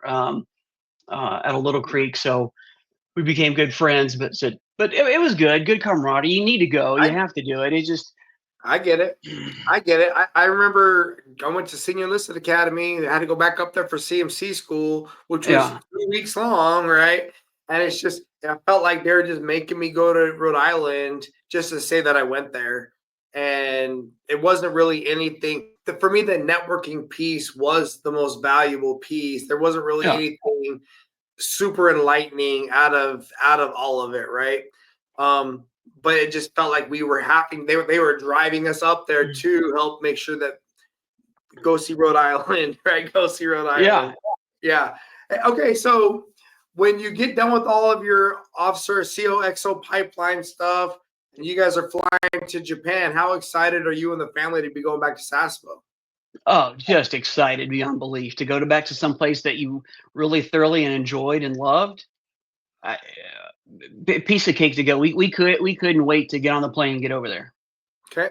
And so, of course, you get there before I get there. So when you first get there and you get off the plane again, do they have people waiting there to pick you up? You're the PXO for a ship. You got a bunch of people supporting, or was it a little bit more austere when you had to kind of figure out how to get to the No, would you base? believe? Could have been the same white van. Dan picked us up. Okay, awesome. Yeah, he came in, dropped us right off at the Navy Lodge. Okay, so you're the person you were relieving as XO, who was going to be your CO, picked you up as your sponsor, essentially. Same white van, because you rent the vans, right? We rent the vans to Yeah, drive. They pay for the tolls and all that stuff. We get yeah, you down there, and I remember you guys lived out in Hario at that point, so you guys got back into Hario again. and it literally the same street, but just on the opposite side.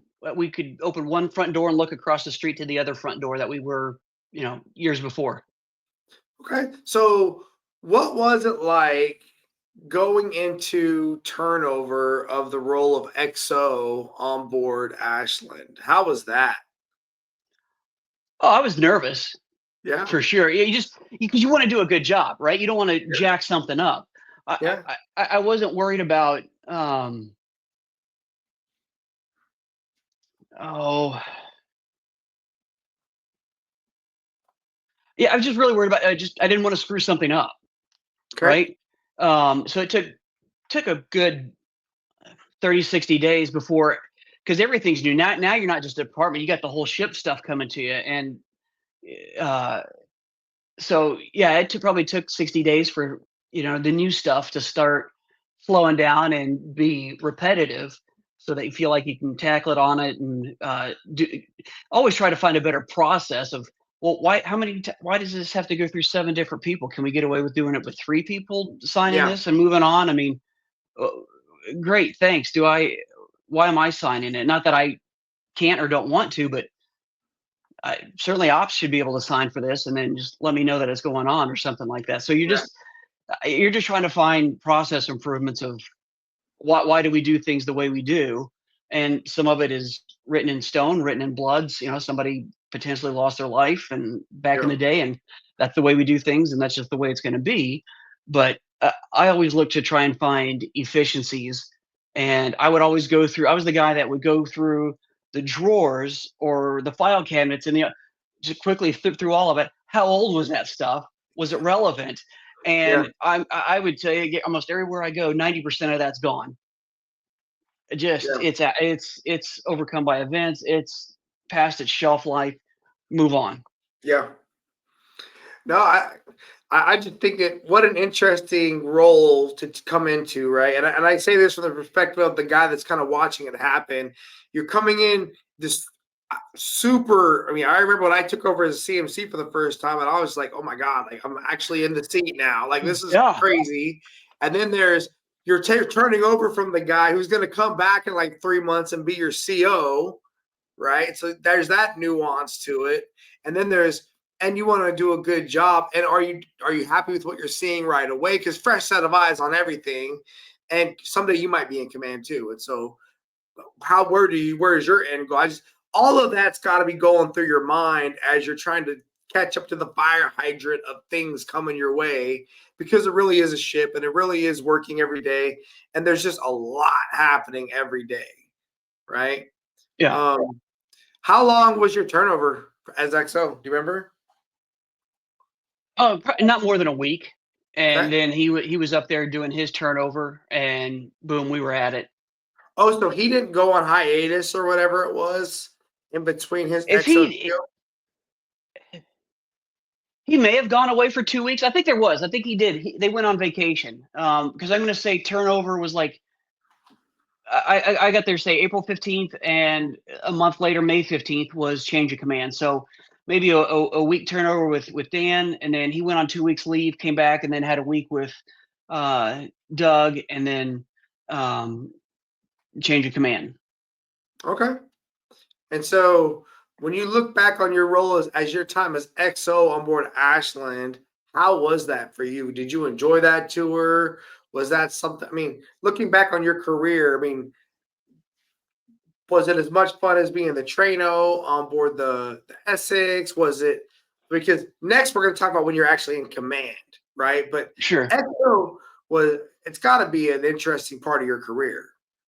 It is, and I've heard some people say, "Hey, they hated that role or hated it," but looking back, I loved it. It was a stepping stone. You need to have that to go do CO. You need to understand that portion of it. Mhm. I guess the only thing looking back, realizing how much power and influence you have right from the beginning, right? I guess I wasn't sure how much power you wielded as XO to just come in, pew pew pew, and start shooting and firing right away, right? Yeah. But before I fired at something, I wanted to. Well, am I doing it right first? I guess the one area I think I was most nervous at was NJPs and having people come up through XOI with a full, because you get a 3-day crash course in it, and you're just like, well, hope I do this right. Yeah.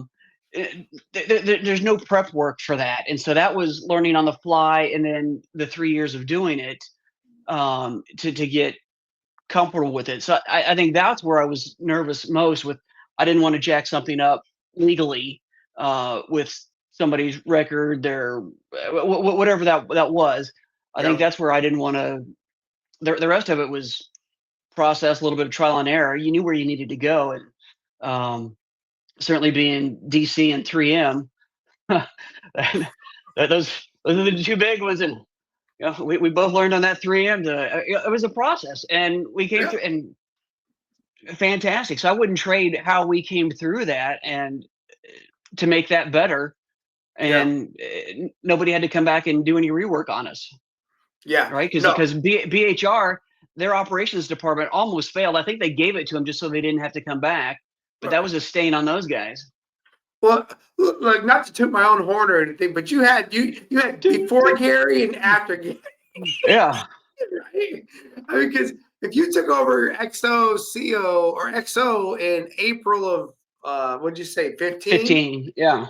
I got there in January of 16, right? So I mean, how much? I mean, I know that when I got there, how much things changed from just my period of time from when I walked aboard till when I left this ship 2 years later. Like, we freaking grew so much. Oh yeah.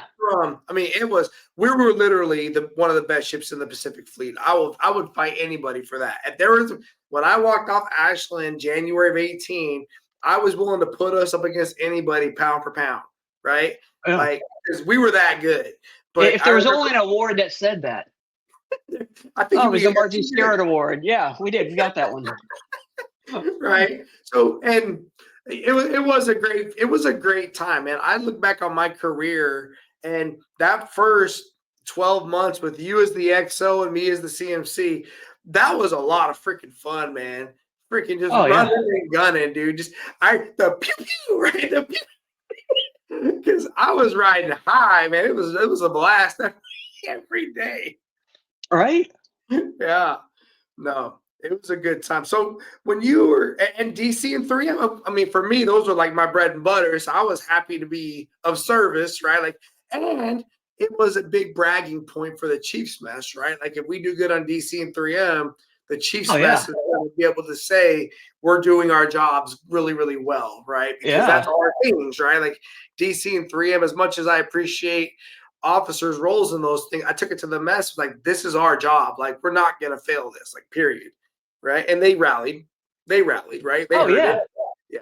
You know, I got Jeff Brooks coming up here pretty soon on this, and I've been talking to Master Chief now Harmon, and Yep. talk to a few of those guys, right? Get them on here, because I will tell you what, I think that we put a clinic on how to run a good ship. Yeah. Right? How to run a good ship. And it wasn't that it was a bad ship. It was just in need of a fresh energy spike, right? A fresh set of energy to move it forward. And then, of course, the strategy. And like you said, the strategy for us was no redos, baby. No redos. We're passing everything first time, and we're moving forward. And that was it. And that worked. So when you got to the end of your EXO tour and you were getting ready to come into your CO role, did you have any significant like priorities or concerns or anything that you wanted to do differently when you got your opportunity to be the commanding officer? Yeah, I knew our personalities were different. You know, I always did my best to support him as XO. Your job is to make the CO look good at the end of every day. Okay. And I just knew I was going to do things different than he did. I tend to um, pay it forward ahead of time, because when you need something, we are in the military and people follow orders, but there's a difference when being uh, told to do something and asked to do something. And so when you've paid it forward and you got a little equity and buy-in, man, people want to jump up and do it with a smile on their face instead of putting their hands in their pockets. Fine, Captain told me I got to go do this. I'll go over here and I'll sweep this from over here. So I wanted to get the most out of everybody. So my approach to it was different. There was a professor at when I was getting my master's. It was a leadership class, and there were different quotes from different leaders, but he put his personal one on there, and it said, or his definition of leadership is getting instilling a willingness and instilling a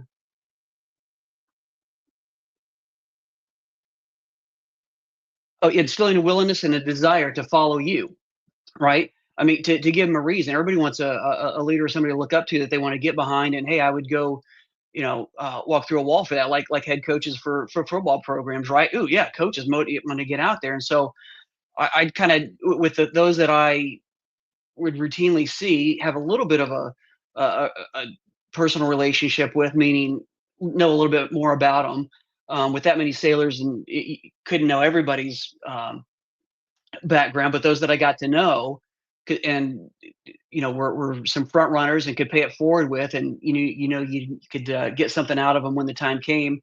Whether that was some Bosa Mates first classes, some second classes, somewhere that, hey, you saw something, you needed something.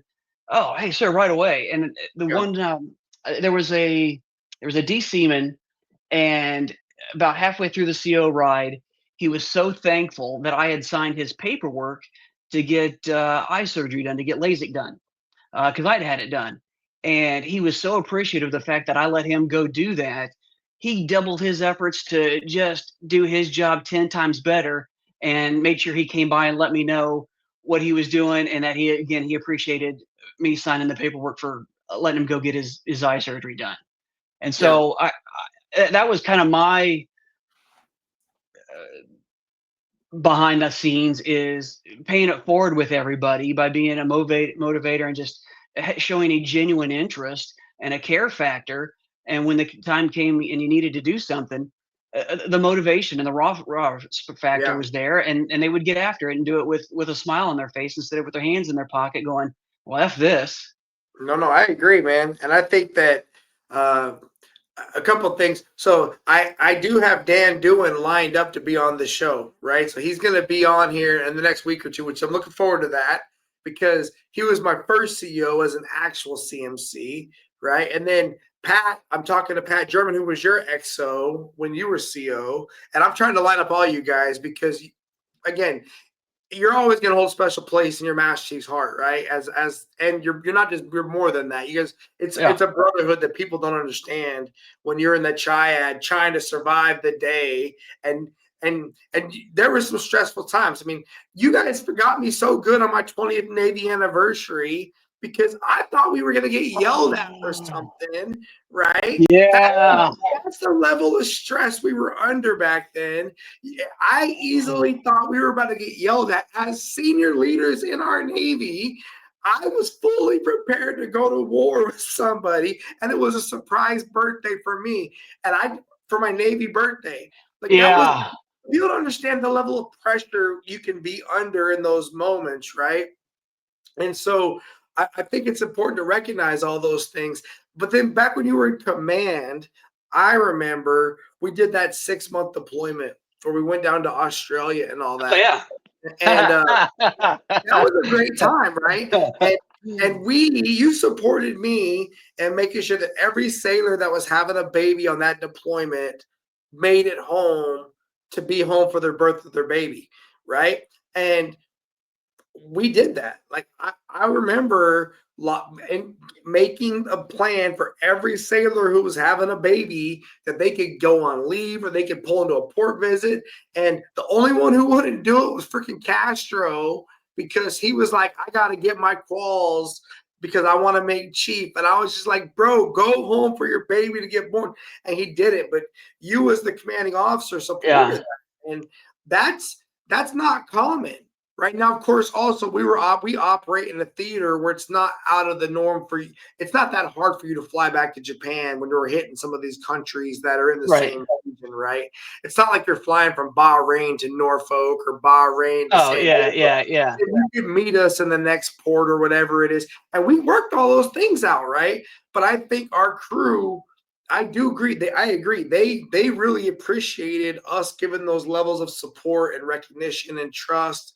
And that was when I look back on my career, that deployment in particular, that liberty I got to go on with you in Australia was probably some of the most funnest liberty I've ever had in my Navy career, right? Because when I was on George Washington, I wasn't going on liberty. I was doing schoolwork on the ship, right? When I wasn't hanging out with you, I wasn't going on liberty. Remember that time you and Pat made me leave the Chiefs mast to go go out in Guam because I didn't leave the ship. I would be on the Chiefs mast watching Sons of Anarchy happy. Right? Because that was how I locked in. But having the CO sedan, having the driver, having the freedom, those were some of the perks. And when you were the XO, you were the Liberty Buddy for the CO, right? That was kind of your role. Master Chief, I was okay not having to have that responsibility. I would be in the Chiefs mess, happy, minding my own business. Nobody wanted to be my Liberty Buddy, and I didn't blame them, right? Like, it's fine. But when you were the CO, I was oftentimes your Liberty Buddy because, Pat would have Michelle coming out or whatever it was. We had some good damn times. Pig and whistle and 50 lashes. Buddy. Man, followed us. Yeah, we had a good time. So as you're wrapping up your time as CO on board Ashland, did it almost feel surreal that it had happened? Yeah, it always goes a lot faster than you think. But it was time. It was 3 years in Sasebo, so it was time to move on from Sasebo. But yeah, you're not quite ready to give up command. Once you've had it, and then you're like, it's fantastic. Yeah. No, I agree. Like, it goes by so fast. And with you guys doing those 18-month jaunts of XO and then CO, because they're such different roles, and they're both very, very, like you said, very important, but different. And I can imagine being the commanding officer, and between you and Pat, you guys really reaped a lot of the awards of all of the hard work, right? Because people listening to the sound of my voice, let me tell you, just because you plant something today doesn't mean it grows and blooms tomorrow. It takes time to develop, right? So there was things you started working on at the beginning of your EXO tour with me and you together that really didn't start blooming until the end of your CO tour and into Pat's CO tour. But Yeah. man, that was a plentiful harvest. Ashland made a lot of freaking good fruit. It made a lot of good sailors, made a lot of good officers. You know who contacted me not too long ago? He's a CO now himself. Yeah, Al Dervishi. Yeah, Yeah, yeah. I see, he's see pictures of him. Yeah. he I'm contacted not me. surprised. Yeah. Yeah. I remember I used to think he hated me because I was always in their Wheaties, right? But I think as he went on through his career, he recognized the value of what we were bringing to the conversation, to the table. And I hope he's blessed with good people to help him to have a successful Yeah. command tour. And he's a guy that came in the Navy as he came from Europe as an immigrant, right? Yeah. Joined the military as an enlisted man, rose up through the ranks, and now he's a freaking commanding officer of a Navy warship, right? Like, Yeah. Mr. Dervishi is a freaking boss, and I appreciate him for reaching back and saying thank you for things, right? Yeah. No, he's good. I couldn't be more proud of him. You know, as my first lieutenant, Yeah, he was.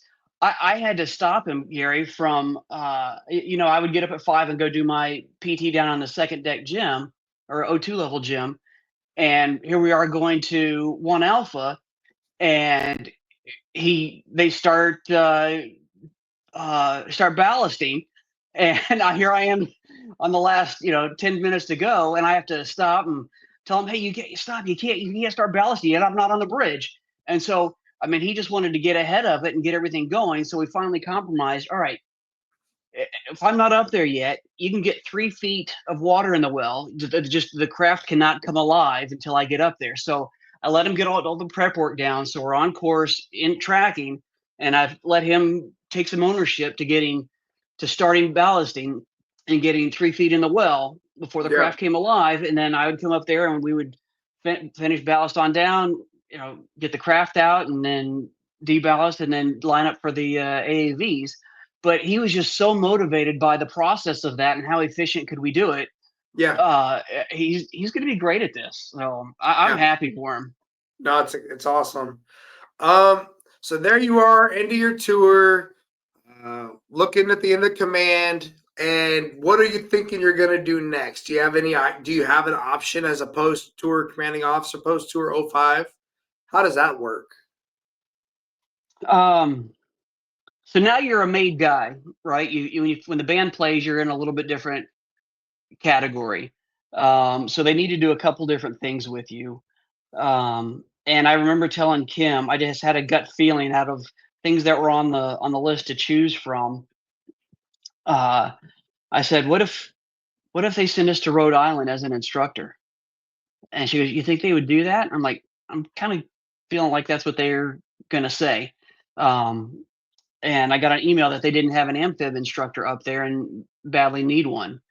And so we said, sure, we'll go do that. So finally go to Rhode Island, and I'm not the one taking the dang exams. I'm giving them. So you can actually enjoy Rhode Island. So I can enjoy Rhode Island and have daily life. So we leave there with one extra kid. As you know, our youngest was born in Sasebo, so we leave there with a 5-month-old to go to Rhode Island. Yep. And so essentially, for those that not sure what a instructor at SWAS does, think of a Top Gun instructor like Tom Cruise going back to train aviators. Okay, well, I'm going back to train SWOs that are going on to command and do what I just did. So certainly a big they call it a high visibility job or a community job to give back to your community. Well, And so in a post 2017 world, right? yeah, And I say that because that summer we were on our 6-month deployment was one of the most tragic summers in Navy history in recent years.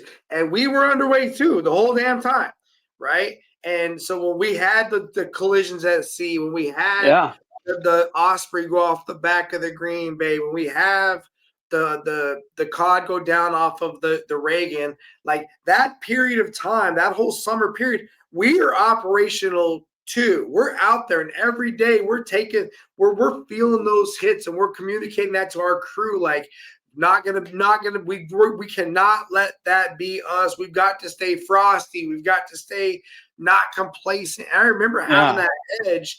And so then I remember when I heard you got the orders to go up to SWAS, I was thinking, I'm sure there's a lot of energy up there to reinforce with these ship drivers, to reinforce with these officers, like, take it freaking seriously. Yeah. Because when you don't, those big ships can have bad days at sea. And we already know that, but God, 2017 was a big reminder for everybody, and how, especially in 7th Fleet, right? How fast, Yeah.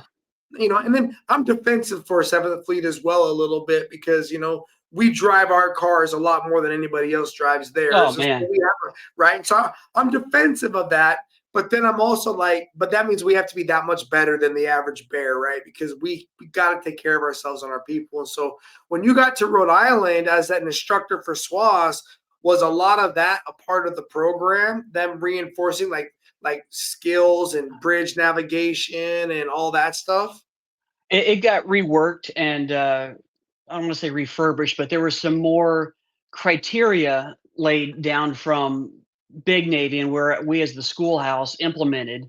Um, so rules of the road still same, but then in the pipeline to go to be XOCO and on up, we added more milestones that from ensign level, you had to start passing stuff simulator wise at the ensign level, and then the whole um, continuation, or when you came back between your department head rides and you had to take the command assessment. You had to take 5 different exams, the tactical assessment and the ship handling assessment. So those are 7 things they had to come back and do if they wanted to go on to command. So Right. not everybody passed all 7 the first time up, but if you missed, you only had to come back and do whatever the part you missed. You didn't have to redo all 7. So if you missed the tactical assessment and 1 exam, well, then that's all you came back and did, is took those 2 assessments and then got qualified and went on your way.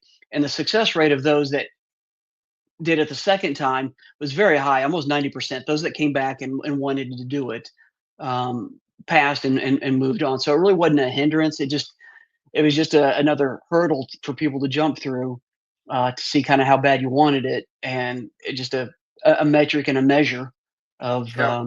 Good. Good. I think that, yeah, definitely. It's what we do, right? It's what we do as an organization. We have something unfortunate happen, and we start to implement layers of ways to verify. So hope we can never let that happen again. But then it almost always comes back down to combating complacency and recognizing that the brilliance on the basics is more than just a catchphrase, right? Like, right. it's what keeps people alive. So you find out while you're up in Newport that you're going to make 06, right? Or you're going to select for Mhm. captain. And that's where you start getting the opportunity to talk about maybe going back again to be in command, right? Yeah. So what if the band plays? Then your name's in the hat to go again one more time. But having SWAS instructor on you, then you're kind of in limbo a little bit. You had a little bit of flexibility because you took a hard one right out of the gate after 05 command and not let down, so to speak. But we wanted to go back overseas, and we kind of had to lobby hard to go to the Bahrain one, because typically that's a get well tour for folks because it's hard. But we wanted to go overseas, and for whatever reason, they said, "Okay, we'll pencil you in." So I was senior going there. Put your more so right after 05 command. If you needed help, you went there. Like I said, I went to SWAS, and hey, we want to go overseas. Can we go to Bahrain? And again, nobody asked to go to Bahrain, Steve. So certainly the toughest 2 years of my career thus far. The job was brutal, but the people there were fantastic to work with, both in. So my 2 years, one was is current ops, anywhere from currently happening up to 48 hours, and then future ops takes it from 48 out to 45 days. And so that was my 2 wheelhouses. So kind of like going from CIC officer to ops, cops to fops, Mhm. and just brutal heat. I had to badge in 3 different doors just to get to my office. So phones were left out in the phone bank if you needed something, and so Yeah. my only comms with Kim would be through an email if she needed me to go down and get a phone. But just everything that we were there with, I was in charge of all fifth fleet assets, so air, surface, subsurface, coordinating with RCENT, MARCENT, and AFCENT, with all the things we do going on in that theater. That was this guy's job, is to track all that and present options to the admiral for any COAs that we needed to execute on. So when I saw the graph when they finally did the unclassed version of the Iran and what they did in the bunkers and showed where our assets were with having 9+ ships over here in the Indian Ocean, the Red Sea, and in the Eastern Med, like, man, okay, we're going in. We're going in. And so Yeah. that was just a cool. Hey, that was my job. That's what I did. Now these guys are getting to execute. Finally, one of the plans we Yeah. rehearsed for 2 years. You Yeah. know, so I mean, that's um, exactly what they said. They said those pilots have been training for that mission yeah, theoretically for years.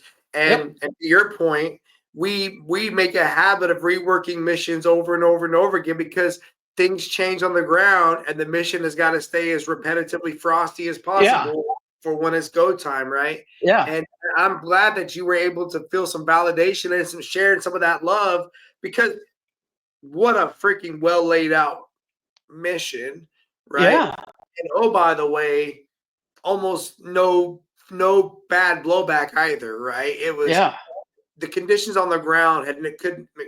What a phenomenal thing, right? And I can I'm happy for you, bro, that you were able to yeah, look at it and be like, because I know that was took a toll on you in that AOR. I know that it was a hard time, and yeah, it's just a hard area. A lot of people go there geo batch, so they're not afraid to freaking put the work in. And for the people that go there as accompanied tours, they've got to manage keeping up with the unaccompanied guys, plus managing work-life balance, which we all know we're not very good at, right? yeah, And then of course it's work-life balance with a caveat, right? Because you're in Bahrain.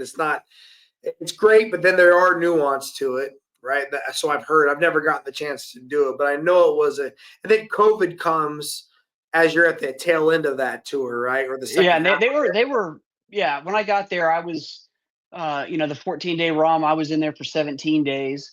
Um, but yeah, they were locked down. They were the ones that you had to have a green thing on your phone to be able to get in somewhere. But they gave us some index cards to be able to flash to get in somewhere. But yeah, they were uptight about everything, and they were the ones that did the nasal swab that felt like it went to the back of your brain. And so, but they got through that as we were leaving, and and then Yeah. the tail end in Guam, as you know. So when you got the opportunity to go be a Commodore Mhm. for the pre-pose, how exciting was that opportunity? That was awesome. The first thought I honestly was like, how much time do I get to overlap with Gary? Yeah, right. That was cool. Yeah. Yeah, Um, and yeah, I mean, having been there made it a lot easier to say yes to, because with the ship had pulled in there, we'd had some liberty. Kind of knew my way around, and like, hey, 2 years on an island. I mean, this is granted, we're just now leaving Bahrain, which is hot and kind of insufferable, but hey, this yeah, has some green vegetation and wildlife. So, hey, let's go out to Guam and check this out. So, yeah. easy decision to make, um, uh, to go do, and man, probably one of the best, other than national, second best job I've ever had. Yeah, I can. And you did you do 3 years on Guam? Two. 2 years on It was a Guam. 2-year tour. Yep. So 2 years on Guam. Now you're back in Virginia, up at the Pentagon Air, the Navy Yard, Navy Yard. looking down the pipe at possibly moving on to greener pastures here in the next year, right? Yes, sir. Yes, sir. All right. I think we're about to land this one, brother. I think we're about to. I don't know if you want to talk too much about what your plans are for life after the service yet or not. I'll leave that up to you. Let's say this. In about 2 weeks. I am gonna drop retirement papers for August 1st next year. Okay. August. So 2 weeks, you're going to drop retirement papers for August 1st next year. What do you want to do for life after working in the service? You know yet? Yes, Gary, I do know yet. Sorry,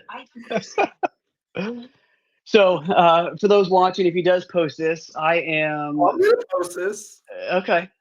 Um, very looking forward. Somebody's always kept me in their back pocket and twisted my arm, but I'm happy to do this. I'll caveat it with working with the Sea Cadets while I'm in Guam, so I got exposure to a high school type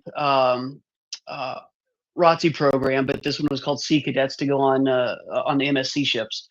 So I will be headed to Ocala, Florida, to meet up with the esteemed CMC Wise and take over the NJRT program there at in Ocala at Vanguard High School, and have 2 fellow Ashley crew members back to back in some cubicles outside the high school there. So we'll have our own trailers, and away we go. So for everyone listening to the sound of our voice, let me just tell it to you straight. He's coming to hang out with me in Ocala at Vanguard. We're going to be working together at Vanguard High School Navy Junior ROTC for a long time. It's not just 18 months. It's not 24 months. It's freaking amazing. It's awesome. I'm super excited, bro. I did a color guard today with the cadets. I did a color guard. I saw the post, yeah. With the cadets. Yeah. We go back to school this week. So we're spinning up right now, right? I can already smell the fuel in the air, right? We're getting ready to light off everything and deploy. So before you know it, you're going to be down here doing the same thing, and it's going to be exciting stuff. So I'm super excited for you to come down, have the opportunity. You're going to love it, dude. All right. Well, we are looking forward to it. Oh, for sure. The kids are going to watch this episode, by the way. I told them I was doing an episode with you today. They were like, oh, I'm watching that. Now, I'm not going to post this for a little while, but they're waiting for it. I know they're waiting for it. All right, here we go. I got some rapid fire questions for you as we wrap this up, okay? Yeah. All right, here we go. On the ship, it's Friday night. Are you looking forward to pizza or the wings? Yes, both. Well, the pizza we had on Ashland was not that good. So the wings were much. Yeah, the wings. The wings were better? Yeah. Okay. Would you rather have a berthing cleaner job or be at the worker party? Like, would you rather do exos, messing, and berthing inspections, or would you rather be walking with the worker party doing that? Working party. Worker party? I'm with you, dude. All right. Would you rather watch De Niro or Pacino in a movie? De Niro. De Niro? Okay, De Niro. How about your favorite duty station over your career? Is it going to be White Beach?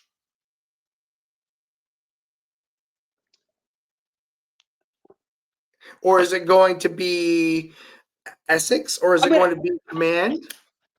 I'll say it was Sasebo. And so whether you say that was Essex or Ashland. Got it. So Sasebo, got it. Okay, what was your favorite Liberty port? Oh, Australia. Australia, okay. Oh, yeah. What was the most challenging qualification you ever achieved during your career? Oh, engineering. Okay. How about if you could go again, would you do overseas tour or a stateside tour?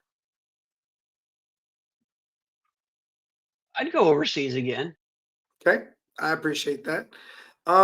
Would you rather be independent or on a team? It depends on what I'm doing, but independent if I can get away with it. But if I need a team, then I'll take the team and work with what I got. Okay, Steve, do you have a personal leadership philosophy?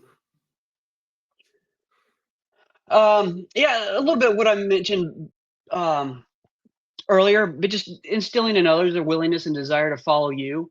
That's how I've done it from once I learned that I had that after department head ride and then XOCO.